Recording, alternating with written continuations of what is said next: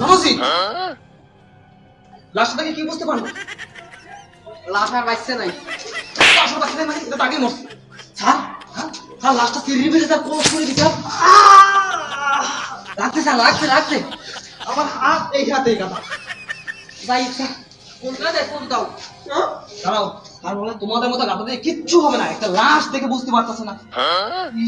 তোমায় দেখলে মনে হয় হাজার বছর তোমার সাথে। দেখছো রণজিৎ, স্যার এমন চোটটা একটা মরা লাশ হয়ে গেল লাগো চোটটা মিহরে। ওই বেটা ওই লোকে আদিম চোটটা মিহরে। এই থামো।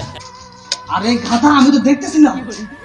বাহ, কি সুন্দর হচ্ছে। দেখ এখন লাশটা তো কোথাও কোনো আঘাত নেই যে এইভাবে ঘুমটা করছে। এখন আর কি করতে পারি? স্যার চলেন লাশটার খালে পাকে হেলাই দিয়ে